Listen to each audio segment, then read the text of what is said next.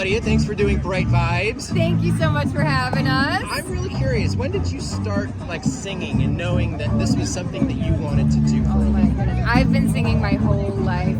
I really have. My dad got me a karaoke. My parents got me a karaoke machine. Well, I guess you could say it was Santa for Christmas. And I was like, I don't know, 4, and I never put the thing down. And I never thought I was going to get to do this as a real job. You know, I always separated it. I thought work and play, and I've just over the last few years been able to really turn this into a career with my amazing team that believes in this and is as crazy as I am.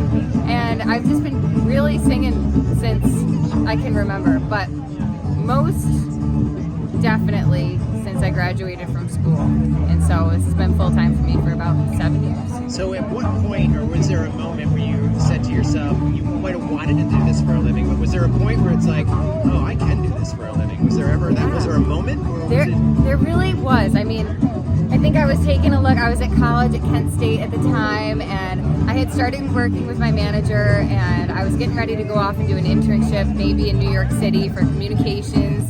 And my manager was like, well, what if you did the internship here at the studio, and we could start to work on some songs and really start to make this happen for you? And I was like, there was no doubt in my mind. At that moment, I just knew that meant there's a chance we could pull this off.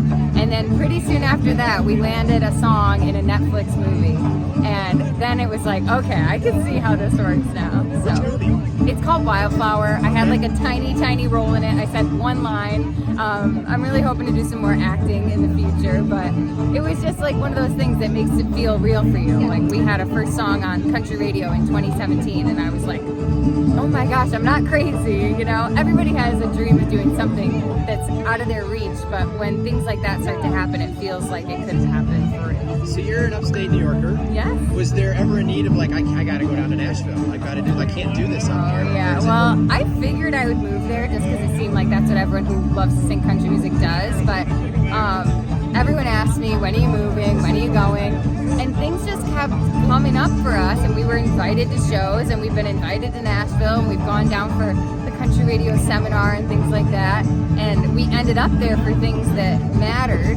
But once I started to feel like I could make it work from home in upstate New York, I was like, there's really no reason to move. You can do this from wherever you are, as long as you love it and you're willing to travel, and it's just worked out from home. What are some of the highlights for you so far? You've gotten some open for some pretty big folks. Yes. And so what are some of your personal highlights? Definitely opening up for Miranda Lambert. I think I could probably talk to anybody, and she was the only one who really had me completely speechless. Meeting her outside her dressing room, I don't know what I said to her. I know she complimented my boots, and I was wearing her brand, her Idol Wind boots. So opening up for Miranda, that was top of my bucket list. So I'm still coming up with what's next. Maybe BriteVibes today. That's the current hot topic. So getting to open up for some of my fans and singing in my first arena show with Pam Tillis and Lori Morgan. I mean, just things that little girls dream about, and to actually have them come true, it's just amazing. So you probably play a lot of unique venues. Is there one that stands out? It's this is the most unique place I've ever played. Or have you not gotten to that point yet where it's oh, I played a honky tonk bar and they threw bottles behind chicken wire or something They've all been pretty unique. I would say that our last trip to Milwaukee, we probably had the most dynamic set of shows. We stopped into this little bar on our way to Summerfest, which is this humongous, it's the biggest music festival in the world. And we're getting ready to go play that. And the night before, we just popped into a tiny little place just to, practice a little bit, have some fun, eat some food with the locals, drink some beers. And oh my God, it was an all-smoking bar.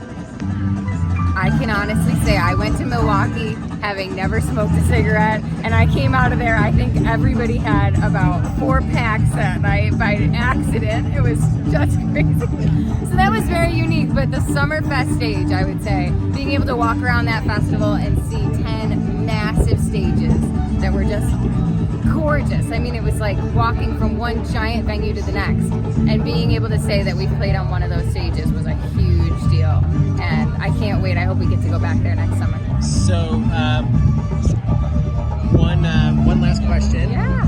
What's your dream? Or where do you envision Claudia Hoyser to be in 5 years? Yeah. Well, the the dream has definitely progressed because it started with I would love to sing sometime with a band, and now just to be able to really keep doing this and take my band out on the road, really put an actual tour together. We've done a ton of one-off dates that have been amazing with major artists, and I would just love to go on that real tour, you know, and line something up, have the merch, the tour tees, and that's probably a big goal for me. Hopefully next summer. Perfect. Amy. Cheers! Cheers!